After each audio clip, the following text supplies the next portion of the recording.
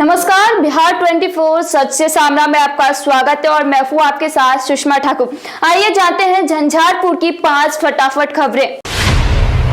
कृषि कानून के खिलाफ कम्युनिस्ट पार्टी ने 1 दिवसीय उपवास कार्यक्रम रखकर अपना विरोध जताया। वहीं राज्य स्तरीय पार्टी आह्वान पर सब मधुबनी के सभी प्रखंड कार्यालय पर पार्टी कार्यकर्ताओं ने 1 दिवसीय उपवास रखा। धरने पर बैठे अंचल मंत्री सह महागठबंधन के झंझारपुर विधानसभा प्रत्याशी रामनारायण यादव ने कहा कि केंद्र सरकार के मनमाने कानून से किसान परेशान है। यह गरीबों को नहीं बल्कि कारपोरेट घरानों को फायदा देने के लिए बनाया गया है। धरने में कार्यक्रम झंझारपुर, लखनौर, मधेपुर, वेंद्रा ठारी प्रखंड कार्यालय पर लोगों ने जमकर नारेबाजी की।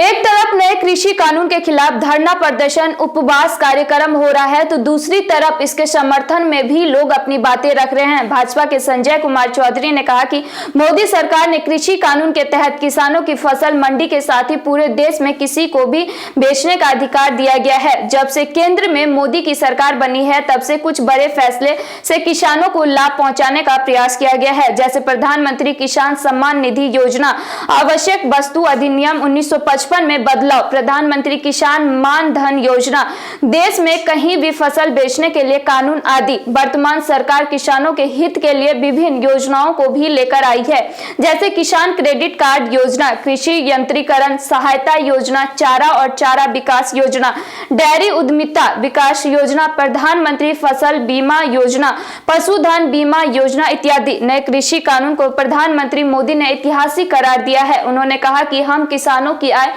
2022 तक दोगुना करेंगे। या अभी इन बिल के संभावित फायदे और नुकसान पर खूब चर्चा और आंदोलन चल रही है। इस अध्यादेश से किसान अपनी उपज देश में कहीं भी किसी भी व्यक्ति या संस्था को बेच सकता है। कृषि उपज विपणन समितियों के बाहर भी कृषि उत्पाद बेचने और खरीदने की व्यवस्था सरकार को करना है। इसके जरिए सरकार एक देश एक बाजार की बात कर रही है।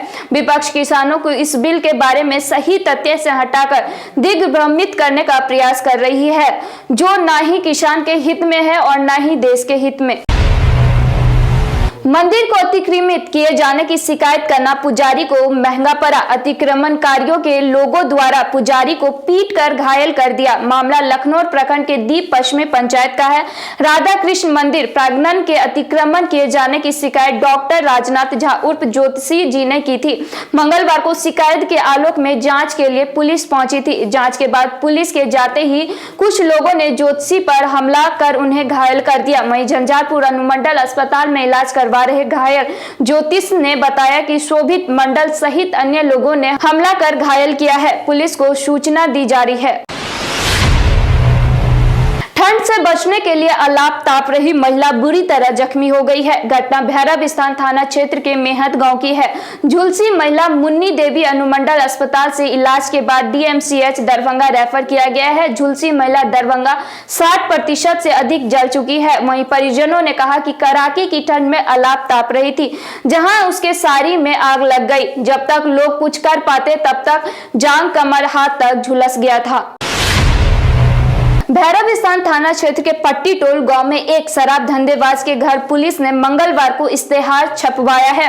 आरोपी शराब धंधेबाज पट्टी टोल गांव निवासी सरोज मिश्रा है। इश्तेहार की एक प्रति आरोपी के परिजन को भी प्राप्त करा दिया गया है। वहीं इश्तेहार में पुलिस ने शराब धंधेबाज को न्यायालय में अविलंब आत्मसमर्पण करने का अल्टीमेट दिया है। इसके बाद भी आत्मसमर्पण नहीं करने पर तुरंत न्यायालय से आदेश प्राप्त कर पुलिस कुर्की जब्ती की कार्रवाई करेगी। जानकारी के अनुसार उक्त शराब धंधेबाजी के यहां से शराब बरामदगी के बाद पुलिस लगातार गिरफ्तारी के लिए छापेमारी कर रही थी, परंतु घर से फरार रहने की स्थिति में उसकी आज तक गिरफ्तारी नहीं हो सकी।